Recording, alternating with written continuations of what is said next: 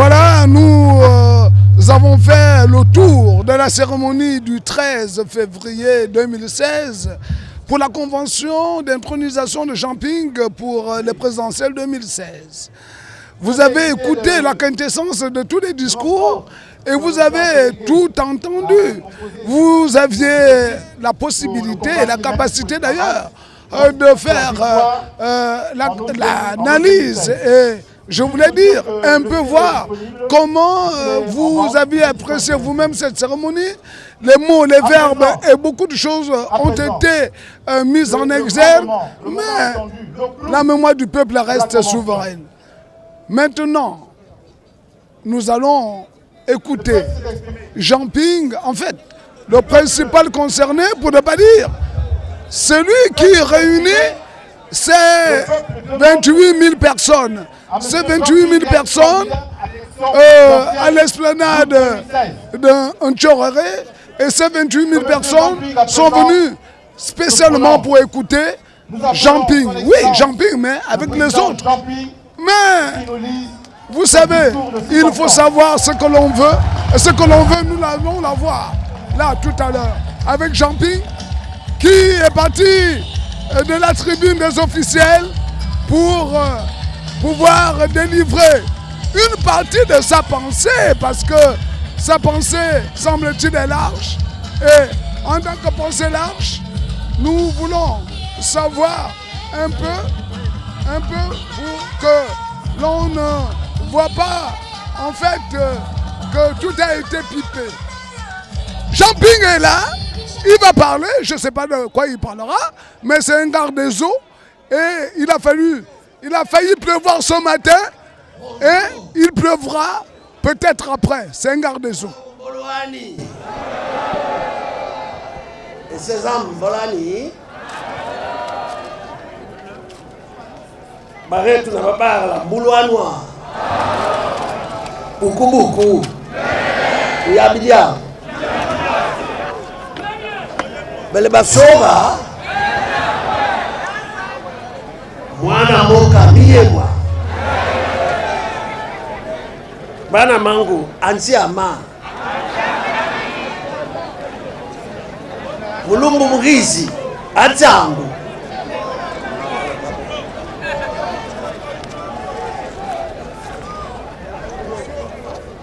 Messieurs les présidents et les membres des partis de l'opposition pour l'alternance et le changement.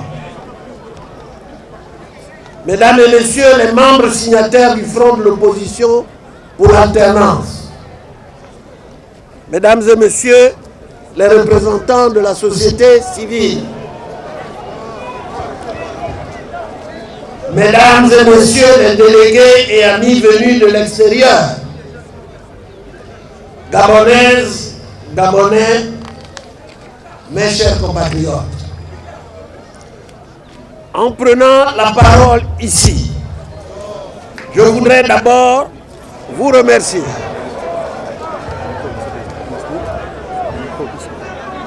Je voudrais d'abord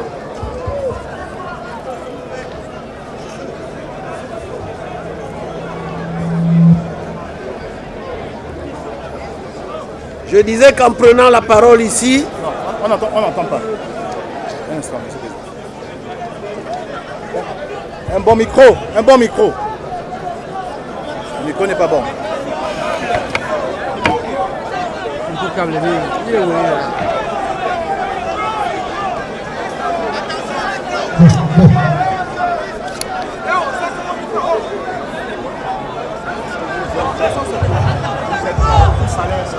C'est bon?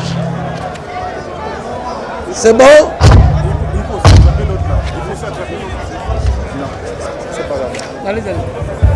C'est bon? C'est bon. En prenant la parole ici, je voudrais d'abord vous remercier d'être venus si nombreux prendre part aux assises de la Convention citoyenne pour l'alternance et le changement. Je voudrais ensuite remercier le président du comité d'organisation et toute son équipe qui n'ont ménagé aucun effort pour que cette manifestation belle réussite. Je vous en remercie. Mes remerciements vont enfin à ceux de nos compatriotes et amis venus de loin. Votre présence parmi nous constitue un vibrant témoignage de soutien à notre longue lutte de libération. Je n'oublie pas le président du S23 qui, en faisant le déplacement de Njorere, honore nos assises. Soyez remerciés. Comme c'est le président Maïla qui m'a précédé,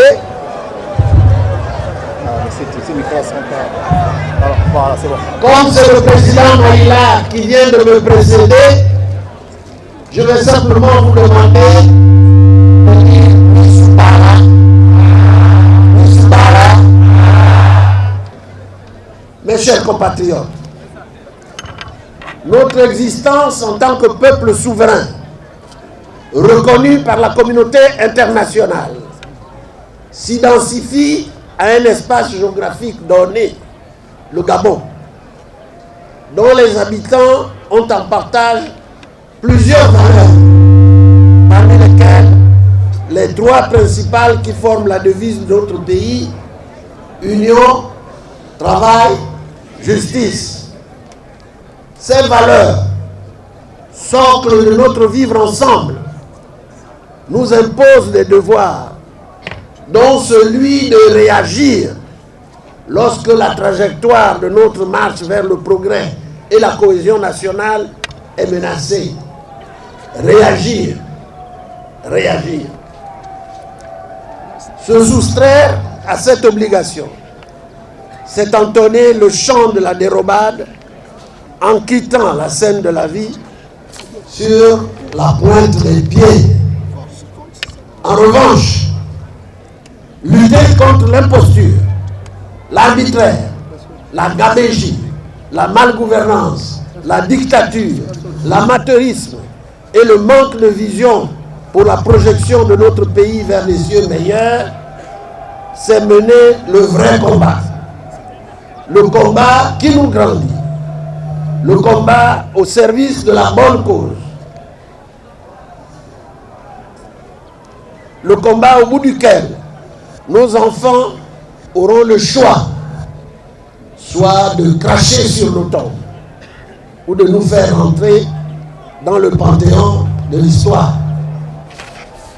C'est dans cet esprit que s'inscrit mon engagement lorsque, après mon mandat à la Commission de l'Union africaine, je me suis engagé publiquement, en quittant le PDG, à combattre un système auquel j'ai longtemps appartenu et que j'ai, comme tant d'autres, volontairement servi à rejoindre donc les rangs de l'opposition pour l'alternance et le changement. J'aurais pu, après mon départ de l'UIA, aller m'asseoir dans mon Omboué natal et couler des heures, des jours heureux.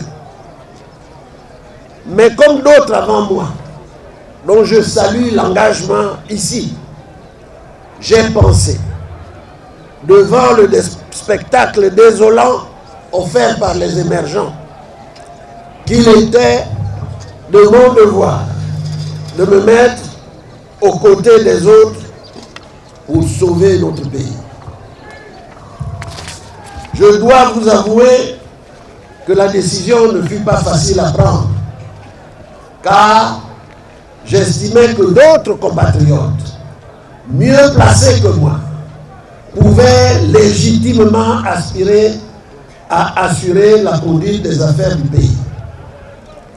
Mais je ne pouvais continuer à me replier sur ma petite vie alors que le pays se délitait sous mes yeux. Devant la dégradation accélérée de la situation du pays, tant sur le plan économique, social et culturel, j'ai décidé de m'engager aux côtés des patriotes partisans de l'alternance et du changement en vue de mettre fin ensemble aux souffrances de notre peuple.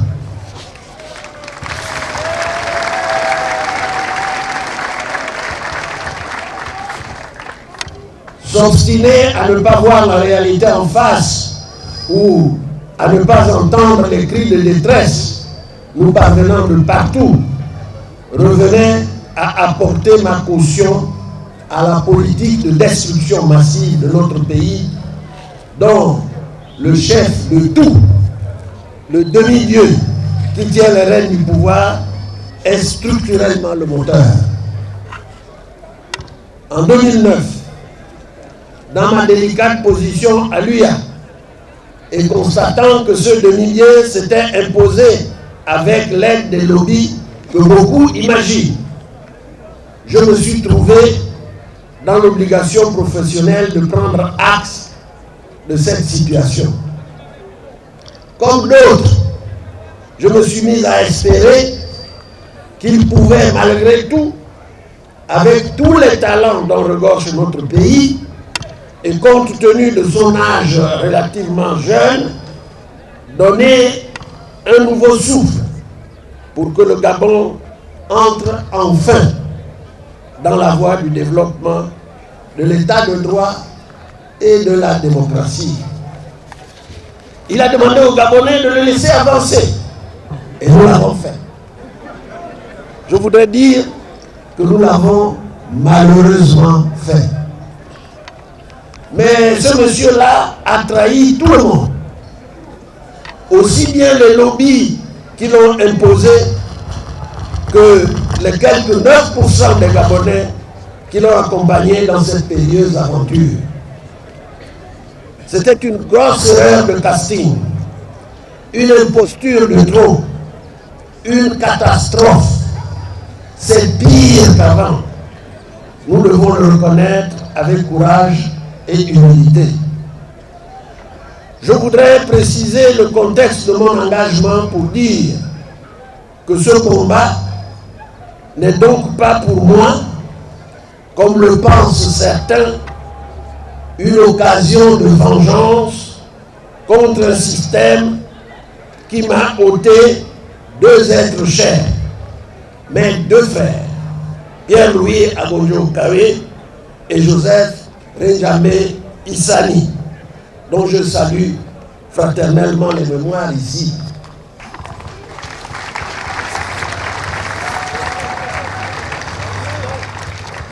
Je profite d'ailleurs de cette occasion pour rendre hommage, un hommage mérité à Madame Veuve Agonjo-Kawé, ici présente.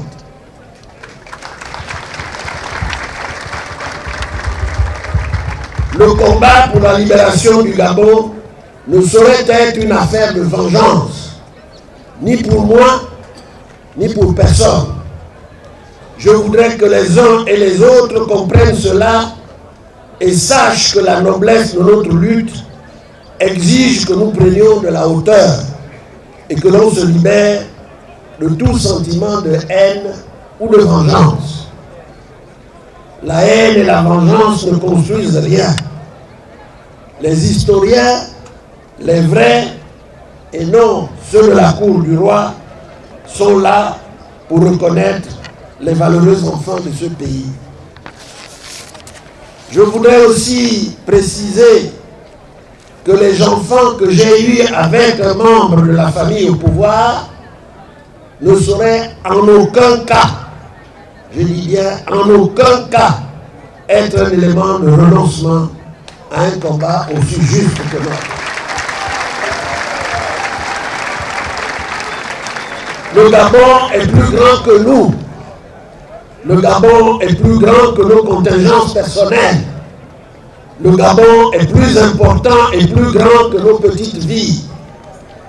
Mais avant de continuer, permettez-moi aussi, mesdames et messieurs, de relever rapidement 3 faits qui me sont parfois reprochés. 1. Les origines chinoises de mon père. 2. Ma volonté d'aller aux élections au lieu d'exiger comme préalable la transparence. 3. mon manque supposé de projet de société. Il faut que je profite de cette occasion pour m'expliquer.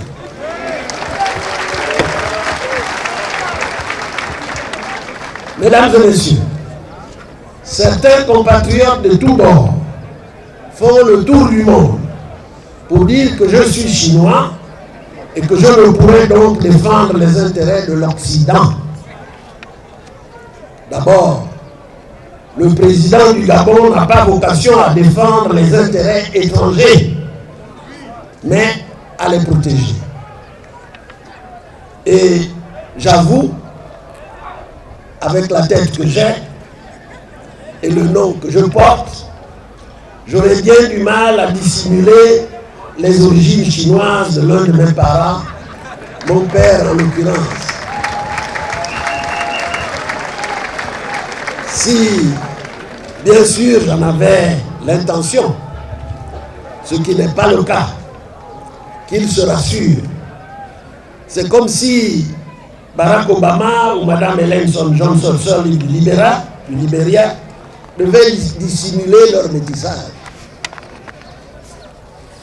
Mais je trouve quand même un peu fort que ce soit la galaxie émergente, majoritairement constituée de personnes aux origines pour le moins douteuses,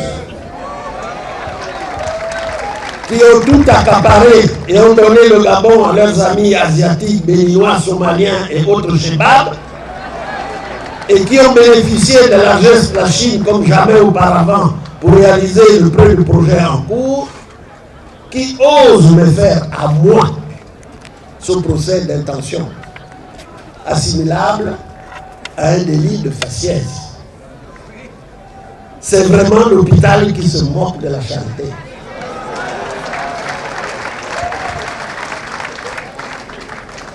C'est pourtant leur fonds de commerce, notamment en France et aux États-Unis.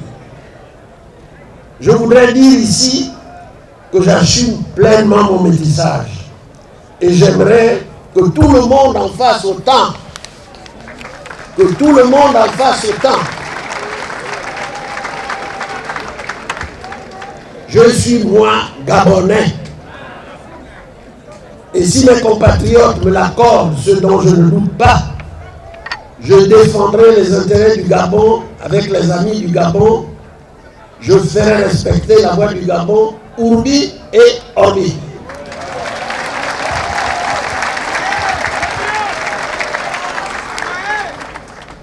La France et l'Europe, l'Afrique et les États-Unis ont besoin d'un Gabon qui marche sur ses deux pieds. Ils ont besoin d'un Gabon qui pense avec sa tête. En un mot, d'un Gabon qui gagne. Nos voisins ont besoin d'un Gabon qui rassure. Les Gabonaises et les Gabonais, jeunes et moins jeunes, d'ici et d'ailleurs, ont plus que jamais besoin d'un Gabon qui marche sur ses deux pieds, qui pense avec sa tête, qui gagne et qui rassure.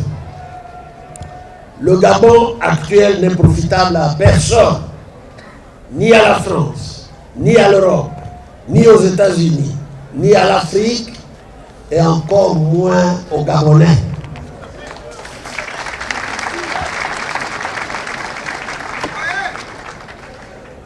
On me fait parfois aussi le reproche de vouloir aller à l'élection présidentielle alors que les conditions de transparence pourtant exigées unanimement par nous tous ne sont pas encore réunies. Mais que faire d'un match de football où les arbitres, les commissaires du match sont acquis à l'adversaire, sont corrompus? Et si la FIFA exige quand même que le match se tienne, que fait-on?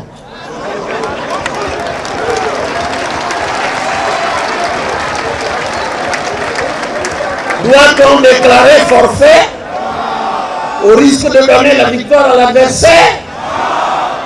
Ou doit-on tout faire pour gagner ce match en dépit du handicap? Nous pensons que nous pouvons jouer le match. Nous devons jouer le match. Et nous devons le gagner grâce notamment à la détermination de ce public qui croit en nous. Par ailleurs, la désignation du candidat à l'élection présidentielle n'empêche pas du tout d'exiger la transparence. Bien au contraire. Certains disent aussi que je ne m'exprime pas assez sur la situation administrative qui est de celui qui est à la tête de l'État. Une chose est pourtant sûre, c'est que le locataire actuel du palais du bord de mer ne peut pas se présenter à une élection sans acte de naissance crédible.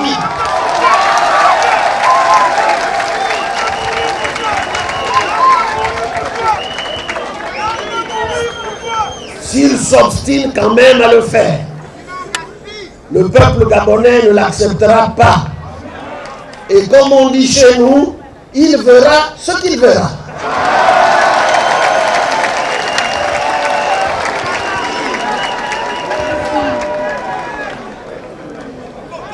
On ne négocie pas facilement les conditions de transparence avec un dictateur. Ce monsieur-là ne peut pas scier la branche sur laquelle il est confortablement assis. Son récent discours de fin d'année vient encore une fois de nous le rappeler. Il n'a aucune considération pour les Gabonais. Il a dit il y a quelques jours à France Vie que le chien, c'est-à-dire les Gabonais, aboie, la caravane, celle de la Légion étrangère, passe.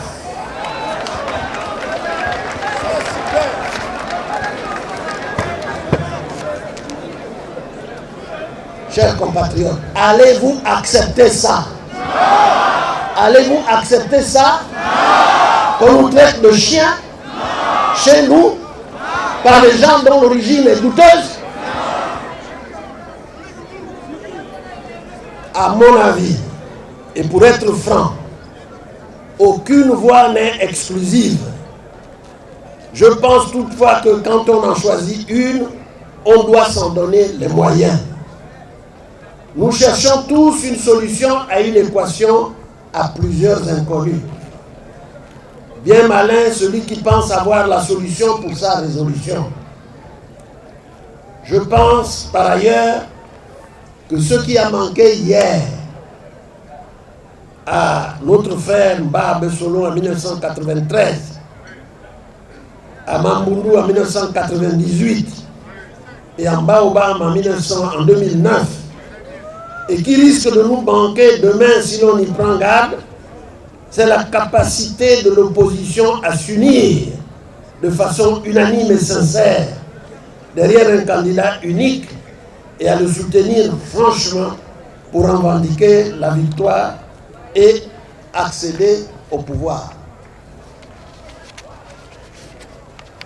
Ce qui nous a desservi, et c'est lié au premier cas, c'est aussi le jeu sournois des uns et des autres qui, nichés jusque dans l'opposition, travaillent et continuent de travailler avec le système.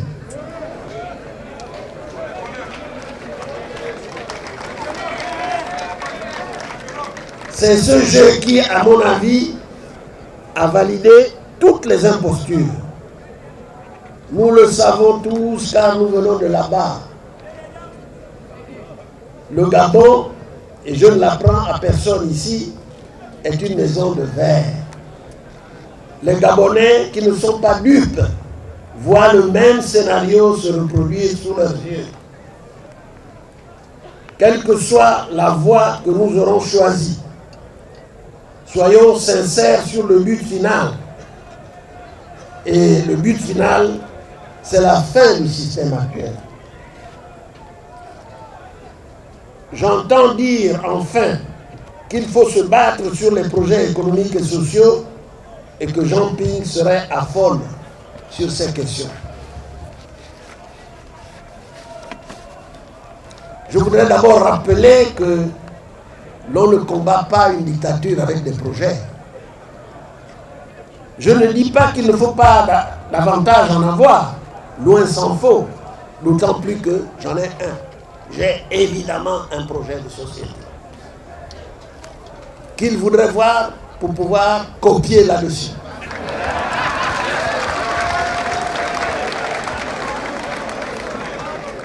Il est donc pour le moment fermé dans un coffre-fort à l'étranger.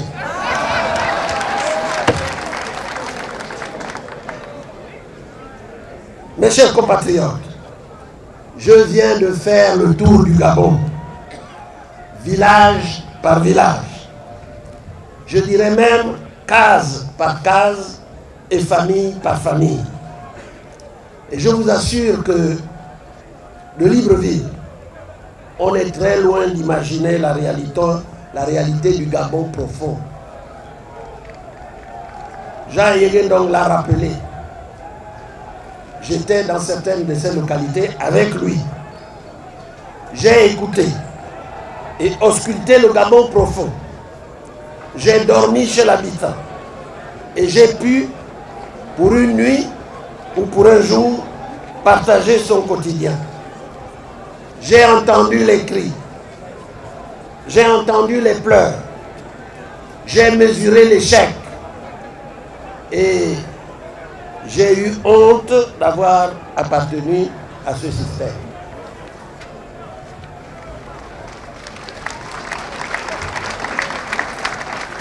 Quand vous avez vu ce que j'ai vu, vous devenez humble, surtout encore plus déterminé à changer les choses.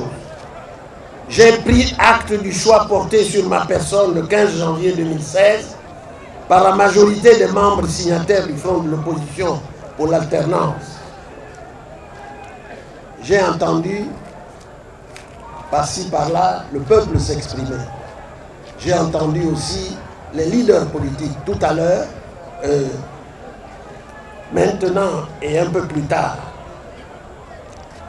Par amour pour notre pays, par respect pour les Gabonais et les Gabonaises, j'accepte en toute âme et conscience ces multiples sollicitations.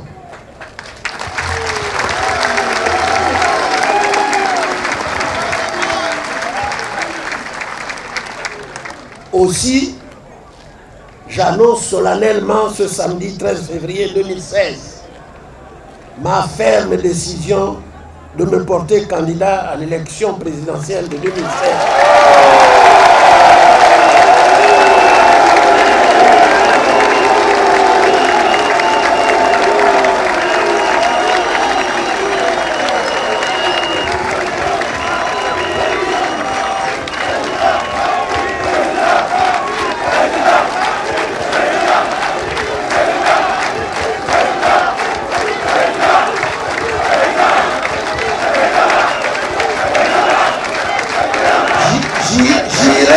J'irai jusqu'au bout.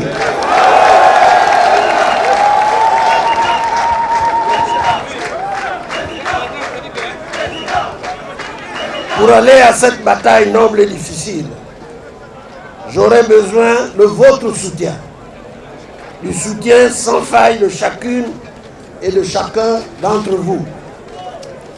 J'en appelle donc à la plus large mobilisation des patriotes de tous bords, aussi bien ceux de l'intérieur du pays que de la diaspora gabonaise à travers le monde. Mes chers compatriotes, pour le Gabon, il faut plus qu'un simple projet de société. Il nous faut un véritable plan Marshall pour le redressement et le développement de notre pays sinistré.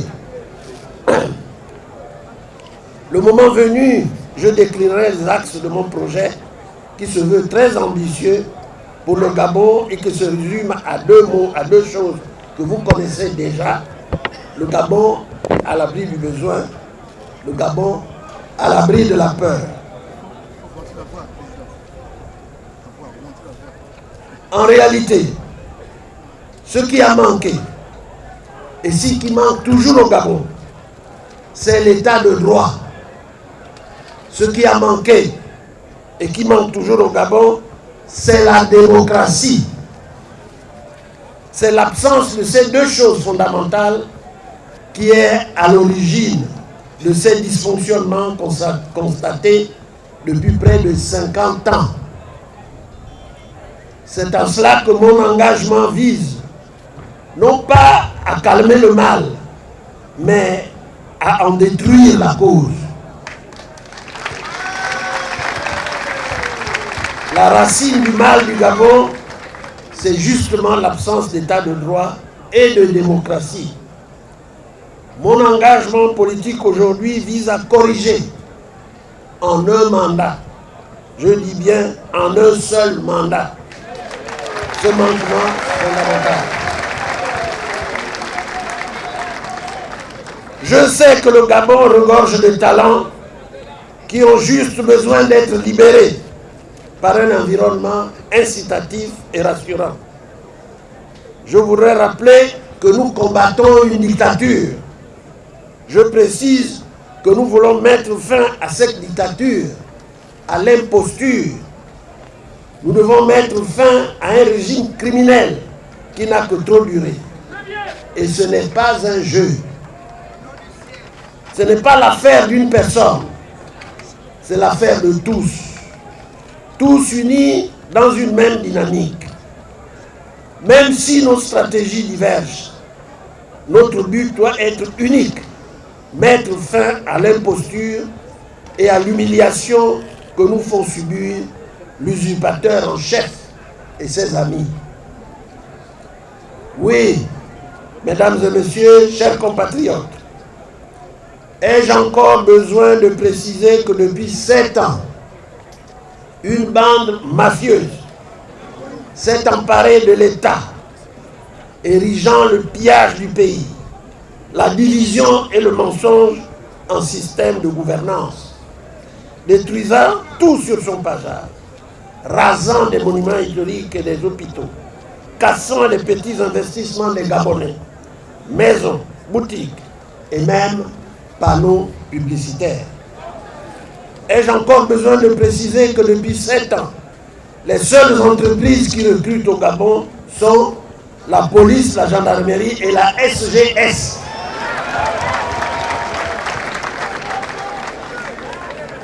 Ai-je encore besoin de préciser que depuis 7 ans, on nourrit le régime répressif au point qu'on immole nos enfants dans des commissariats. On y dénude des mères de famille. En un mot, on viole, on pille et on tue à huis clos en toute impunité. Circuler, nous disent-ils, il n'y a rien à voir. Ai-je encore besoin de préciser que depuis 7 ans, les Gabonais ont perdu le peu de droits acquis sous l'ère Obo. Ai-je encore besoin de préciser que depuis 7 ans, des centaines de pères et de mères de famille, de hauts cadres du pays, sont assis à la maison pour avoir refusé de faire allégeance à ce clan et à ses pratiques anti-républicaines.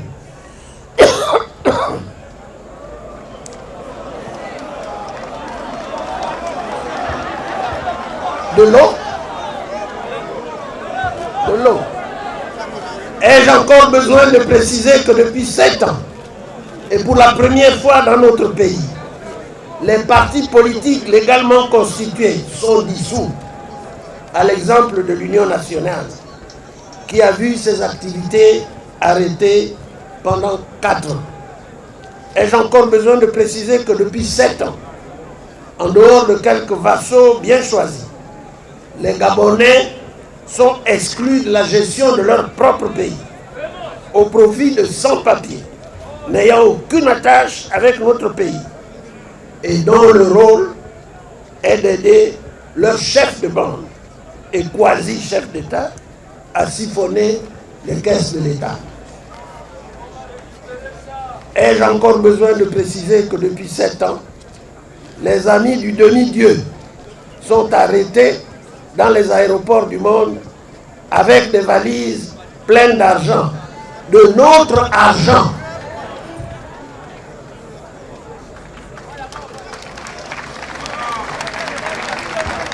Ai-je encore besoin de préciser que depuis 7 ans, on déstructure notre ruralité avec des projets d'un autre âge, nos belles forêts, berceaux de tant de richesses environnementales, sont remplacés par des palmeraies et des éveillas.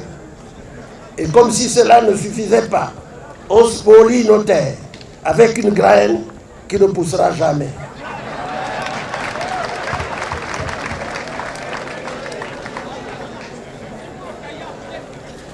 Ai-je encore besoin de préciser que depuis 7 ans, les sociétés tenues par les Gabonais sont exclues des marchés publics.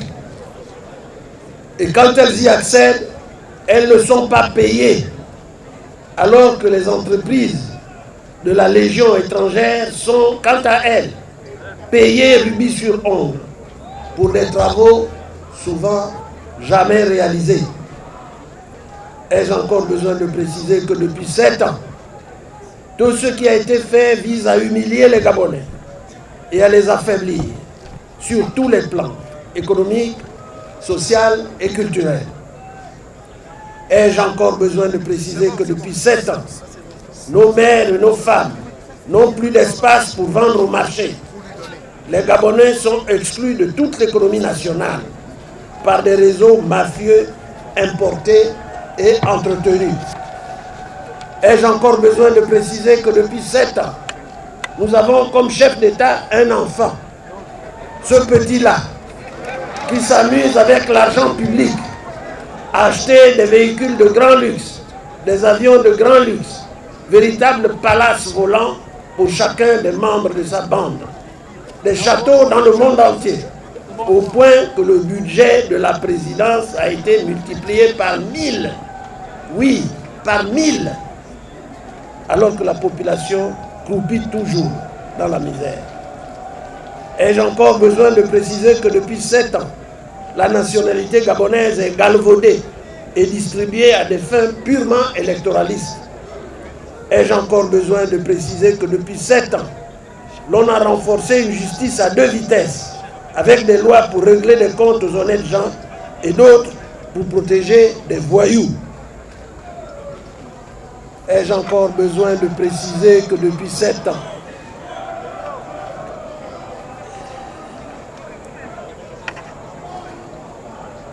ai-je encore besoin de préciser que depuis 7 ans, l'État gabonais, en dépit de ses promesses, n'a construit aucune salle de classe, aucun dispensaire. Les médecins sont renvoyés comme à Janemori. Les étudiants sont maltraités et emprisonnés. Les enseignants humiliés. Les élèves brutalisés pour avoir réclamé une bourse de 27 000 francs CFA dans un pays producteur de pétrole. Pendant plus de 5 ans et jusqu'en 2015, la vente du pétrole et les autres matières premières, dont les prix avaient flambé, a rapporté plus de 18 000 milliards de francs CFA à l'État gabonais. Qu'est-ce qu'ils ont fait de tout cet argent? Où sont les réalisations 7 ans après les nombreuses promesses faites par le chef émergent? Où sont les 35 logements, 35 000 logements? Répondez, zéro. Où sont les 35 000 logements? Où sont les universités de Mouila, de Port-Gentil et d'Oyenne? Le 2x2 voies de Libreville, tout, mais où? La cité des affaires à messieurs est où? Le Libreville Business Center est où? La Marina est où? Les tours jumelles du boulevard Triomphal sont où? Le petit Dubaï de Port-Gentil est où? La compagnie aérienne provise par la CAN 2012 est où? Le nouvel aéroport d'Andem est où?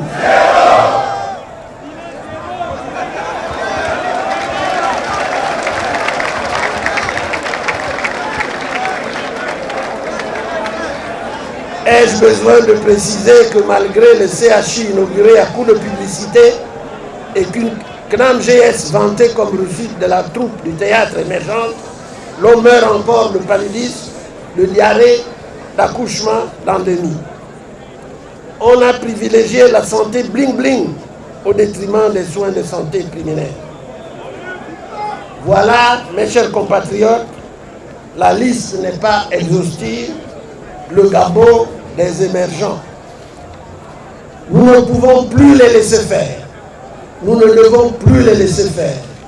Aucun Gabonais sincère, quel que soit son bord politique, aucun ami véritable du Gabon, aucun être normalement constitué, notre humain normalement constitué, ne peut durablement cautionner une telle imposture.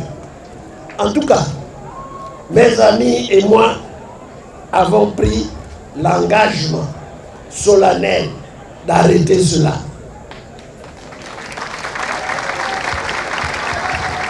Et ça va s'arrêter en 2016. 7 ans de plus comme ça, c'est inacceptable.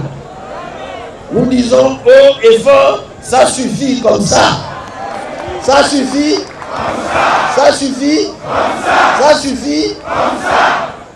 Mes chers compatriotes, ce dont il sera question à la présidentielle 2016, ce n'est pas d'aller simplement à l'assaut de la présidence de la République, mais de sauver le Gabon et redonner de la dignité à ce paisible peuple qui ne demande qu'un peu de respect sur les terres de ses ancêtres.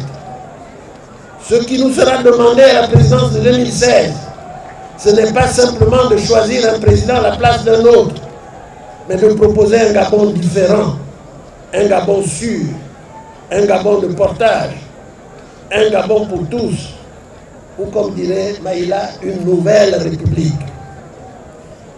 Ce qui nous sera demandé à la présidentielle de 2016, c'est de donner aussi de la dignité à ce pays qui nous a tant donné et que nous avons insuffisamment servi pour les uns, maladroitement servi pour les autres.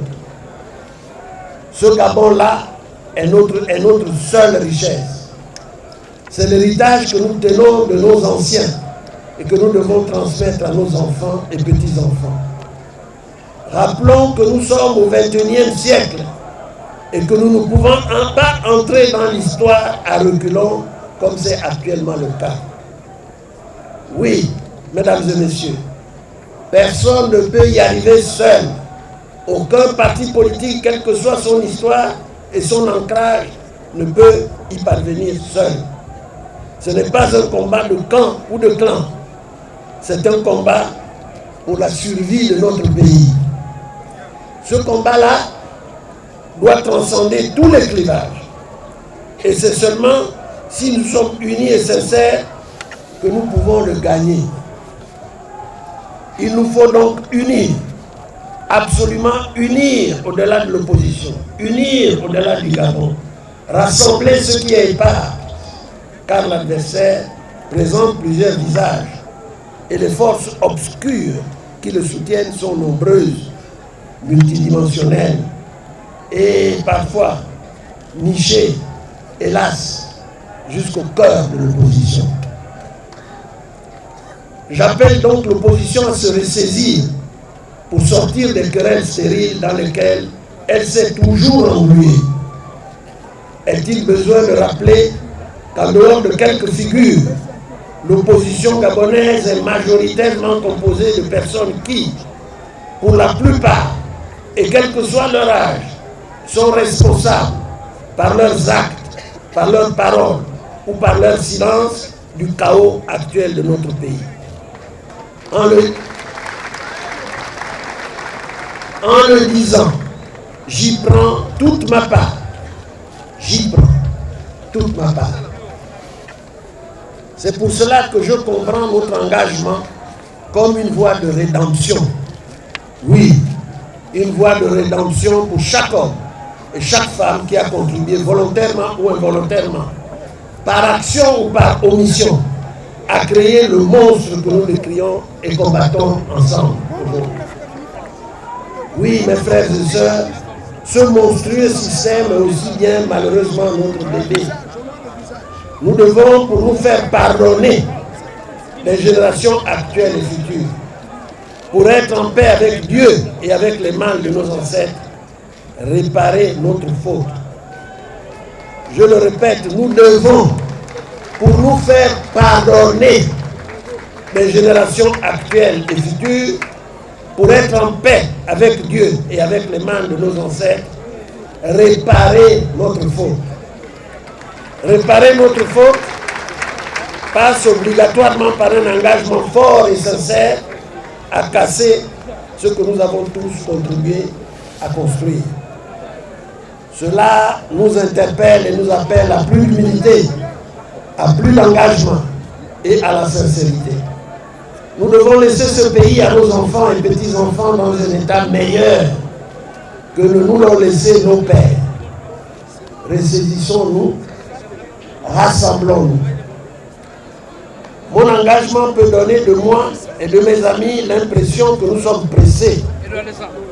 Je vous comprends et je voudrais vous rassurer, ce n'est pas le cas.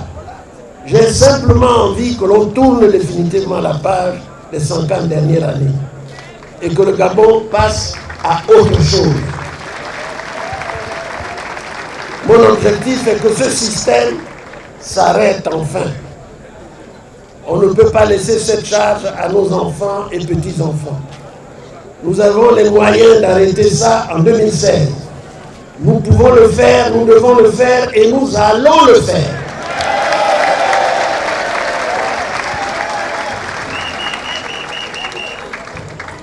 Je constate paradoxalement que certains collègues me combattent, bien qu'ils le font contre ceux que nous avons ensemble désignés comme adversaires. Ceux avec qui je dois faire le chemin me combattent. Mais je ne désespère pas de nous voir bientôt tous réunis. Je lance donc un appel à l'union autour de cet idéal, très justement trouvé par les pères fondateurs. Gabon d'abord, car nous ne sommes tous que de passage, et seul le Gabon est éternel.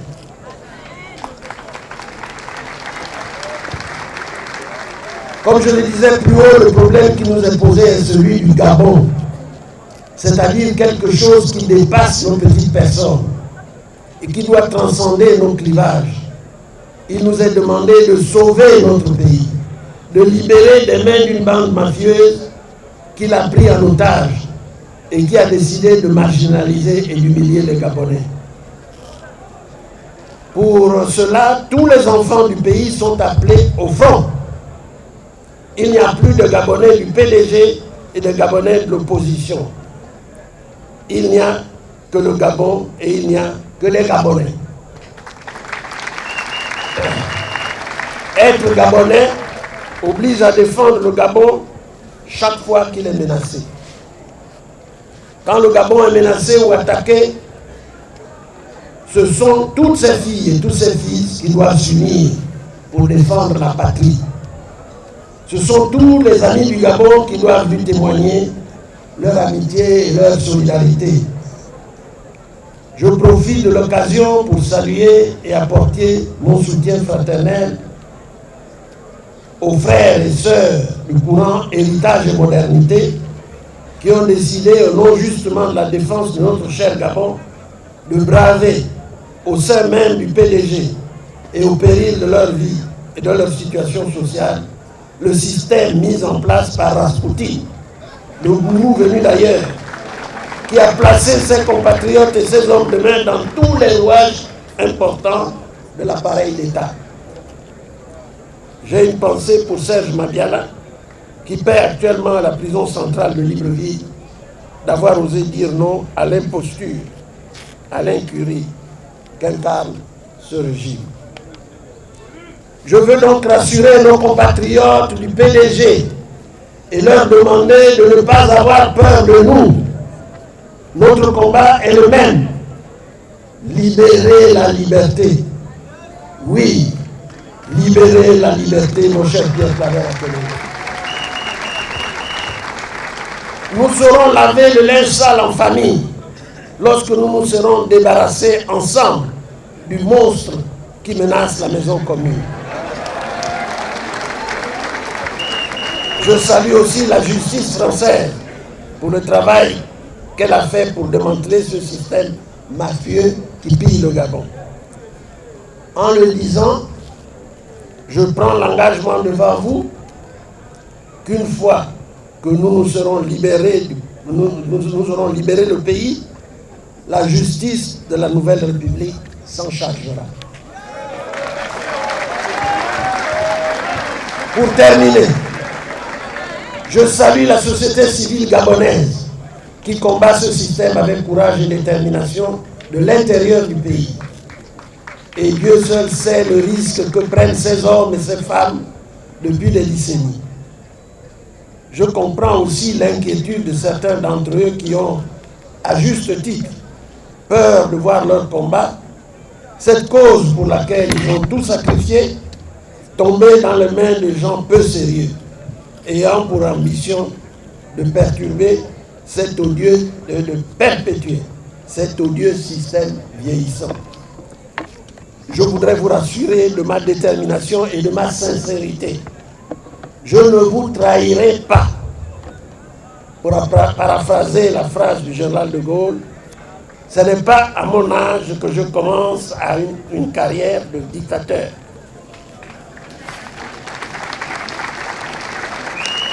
Je salue notre diaspora en Europe, aux États-Unis et en Afrique. Quel que soit leur bord politique, ils effectuent un travail colossal pour faire connaître la cause du Gabon. Je salue aussi tous les patriotes, qu'ils soient au PDG ou dans l'opposition, qu'ils me soutiennent ou pas, car nous voulons en définitive la même chose, avec simplement des stratégies différentes.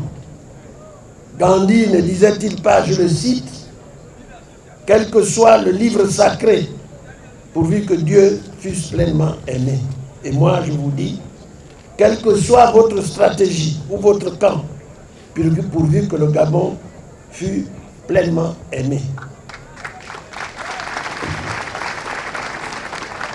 Je réitère donc solennellement ici mon appel à l'union sacrée, une union plus large de tous les patriotes sincères.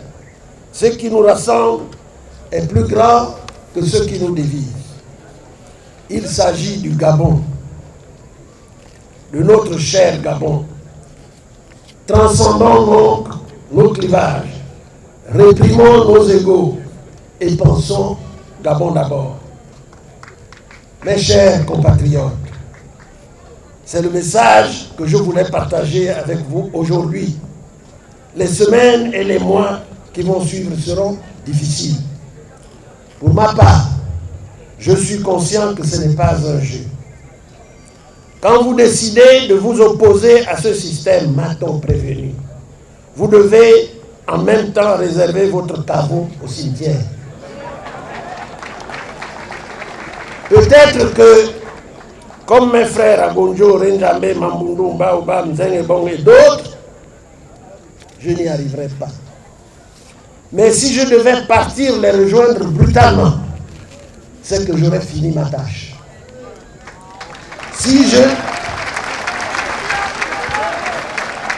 devais partir, il ne faudra donc pas vous arrêter sur mon corps. Enjambez-le et continuez le combat.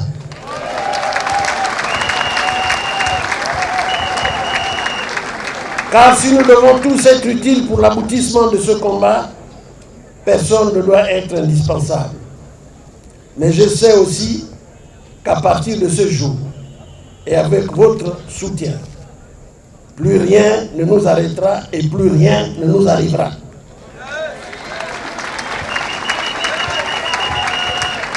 Vive le Gabon éternel, que Dieu bénisse notre pays, que le Très-Haut veille sur notre peuple. Je vous remercie.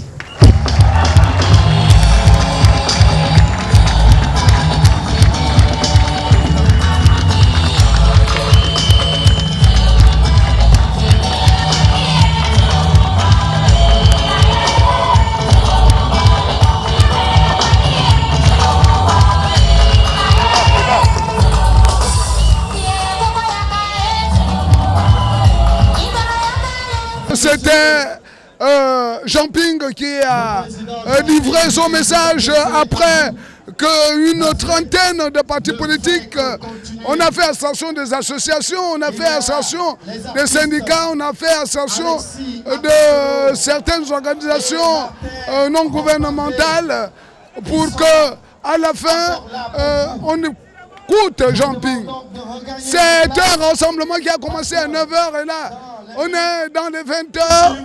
Jean-Ping a parlé avec son corps, il a parlé avec les mots qu'il a choisi être juste. Jean-Ping a fait ce qu'il devrait faire. Enfin, tout le côté de la presse gabonaise et la presse internationale qui a été là ont presque eu des biscuits qui ne devraient pas y avoir parce que simplement, il y a une logique. La logique, c'est que les paroles ont leur puissance, un peu comme le pardon aussi est une puissance qui libère. Mais là, les paroles ont fondu le cœur de tous les participants ici. Jean-Pierre a parlé et les gens l'ont écouté. Il y a eu des salves d'applaudissements. Il y a eu à un moment du recueillement, enfin, de l'introspection chez chacun qui a effectué le déplacement. Mais à la fin, qu'est-ce que l'on peut retenir? On peut retenir qu'il y a eu un peu près de 30 000 personnes, un peu plus de 30 000 personnes ici à l'esplanade de Ntcheréré, et sur les 30 000 personnes, il y avait toute une génération.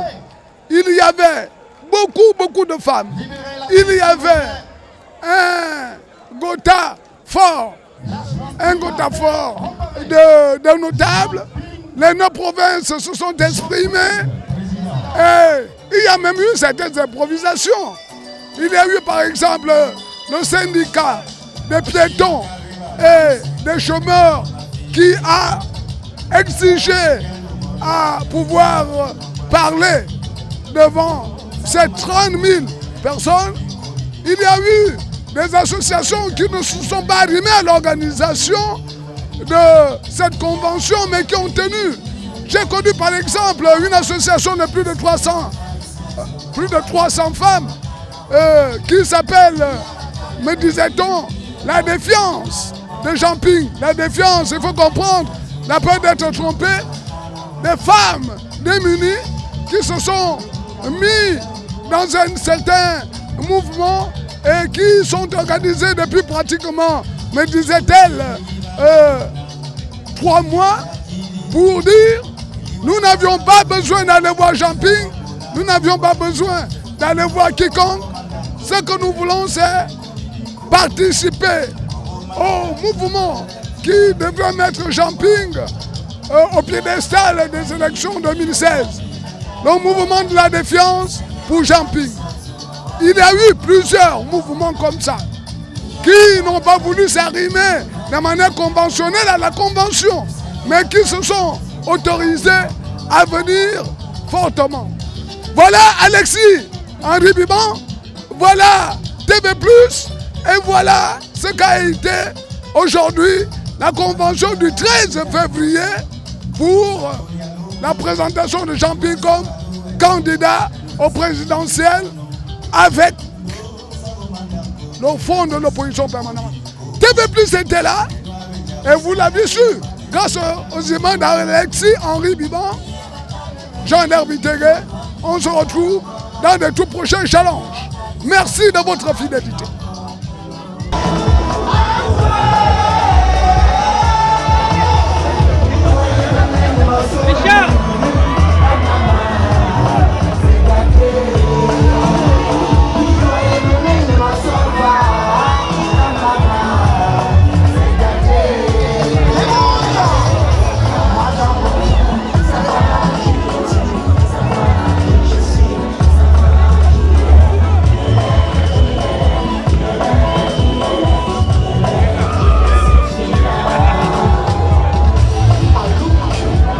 Thank you.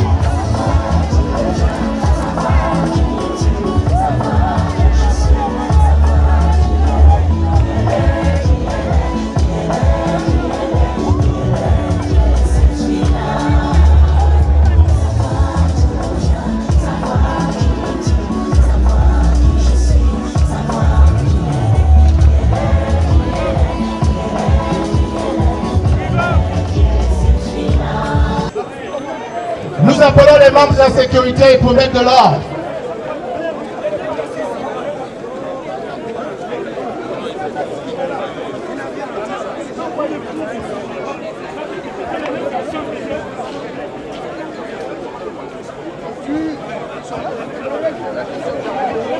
Que les 9 garçons s'installent, s'il vous plaît. Que les 9 garçons s'installent, s'il vous plaît, en aide d'honneur.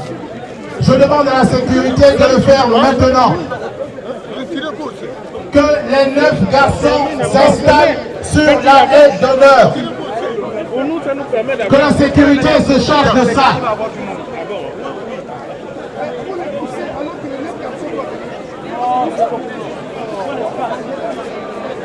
C'est bon les gars, maintenant on peut pousser. Nous demandons à président la presse de se retirer. Pendant 2 heures, vous prenez... Vous savez, on est parti un peu plus vite en besogne. On pensait que tout était terminé, mais il y a un cérémonial culturel qui a été fait. 9 sages des 9 provinces du Gabon devaient introniser Jean Ping.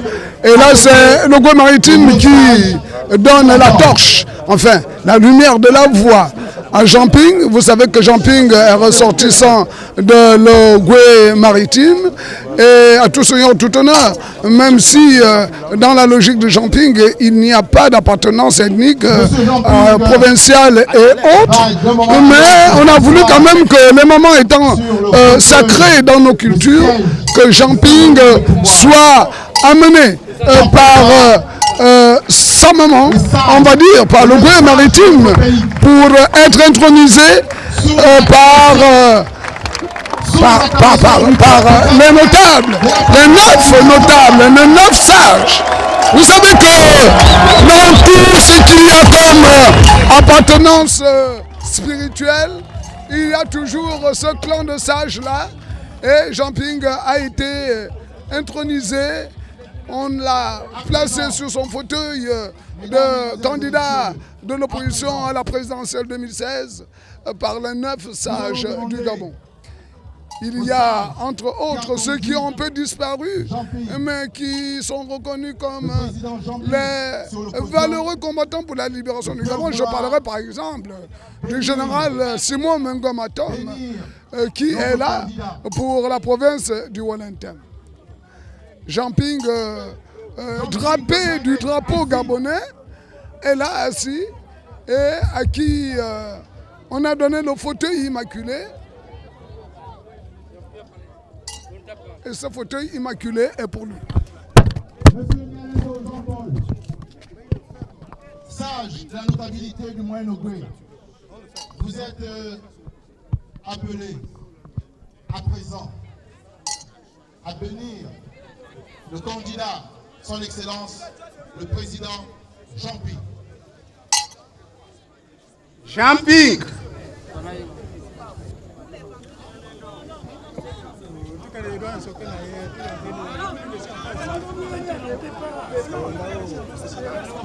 Jean Ping,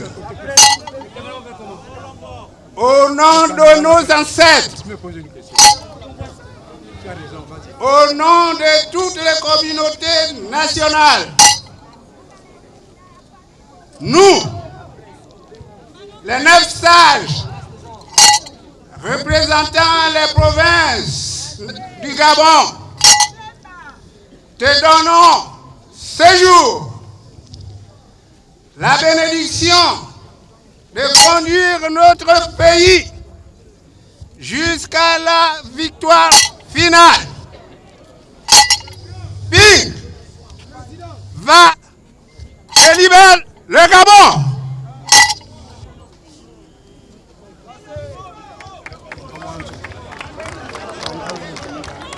Ping va et libère le Gabon.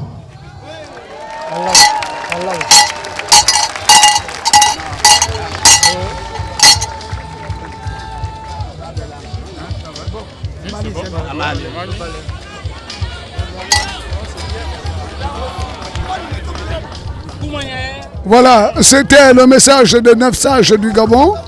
Ping, nous te mettrons au devant de la scène pour que tu puisses libérer le Gabon. Ping, lève-toi, marche, avait dit un autre interlocuteur, mais ce qui a été au-delà de toute espérance, c'est un peu l'intronisation ce soir. En tout cas, dans le déroulement du chronogramme, personne n'avait ce côté-là, mais c'était aussi le côté caché et mystique. Hein? Ils ont demandé à Jean-Ping, les 9 sages du Gabon ont demandé à Jean-Ping de se lever de marcher et de libérer le Gabon. Voilà Jean-Ping qui est parti de son fauteuil et Jean-Ping qui est allé rejoindre ses compères à la tribune officielle. Et à la tribune officielle, il y a forcément ses fidèles lieutenants, mais une image que je ne voudrais pas occulter, parce que cela ne saurait s'expliquer.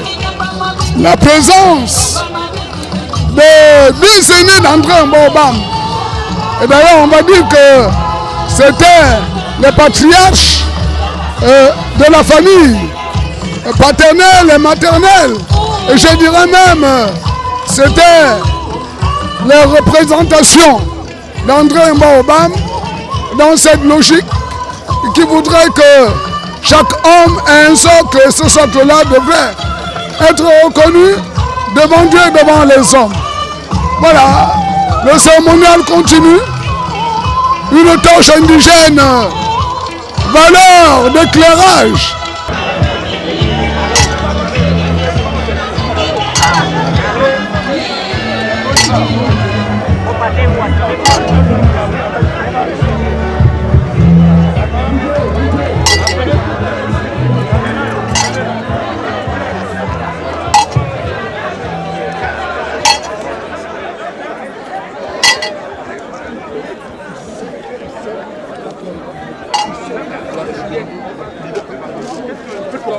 Et je vais demander au peuple du Gabon de la présence cette manifestation. Faites la place à la sécurité maintenant. Faites la place à la sécurité. Bloquez tout. S'il vous plaît. Faites la place à la sécurité. Nous demandons au peuple l'intendance et du général de reprendre sa place pour que nous puissions terminer cette convention citoyenne.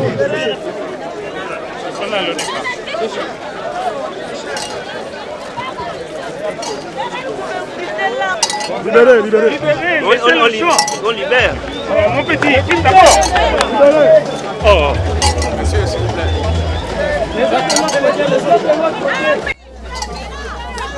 Voilà, Jean-Ping qui quitte finalement la scène d'Antchoréré pour la convention du 13. Jean-Ping qui a reçu tous les honneurs. Jean-Ping qui a eu toutes les évasions possibles. Et Jean-Ping qui part sous l'air de l'hymne national. Et Jean-Ping obligé, ce n'était non plus prévu, mais il est obligé de s'arrêter parce que quand l'hymne national retentit, Jean-Ping sait ce que ça signifie. Et il s'est arrêté net à la montée de son véhicule. Alexis-Henri Biban s'est fait le devoir de vous le prouver. Voilà, Jean-Ping drapé du drapeau du Gabon, un peu soucieux quand même de laisser ce peuple-là, parce qu'il s'est senti très bien.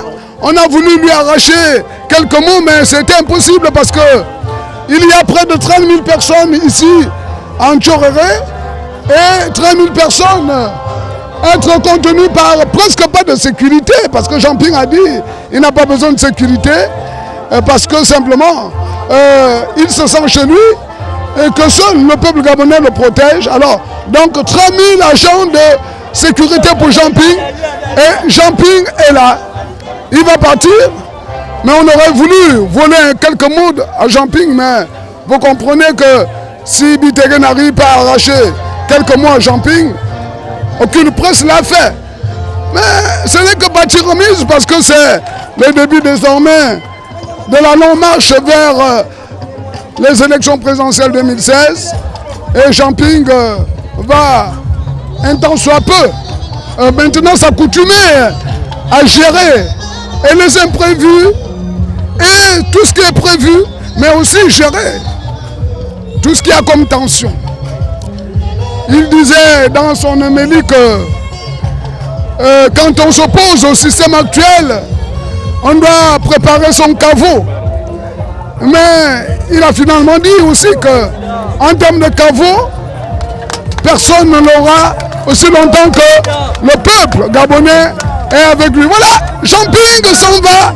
La convention 2013, février 2016, du 13 février 2016, est terminée en apothéose, même s'il y a eu des soupçons d'infiltration. Et d'ailleurs, des soupçons d'infiltration qui disaient que à la fin, on a inoculé beaucoup d'esprits malins pour pouvoir faire de la casse dans la ville et imputer ces casses à Jean-Ping.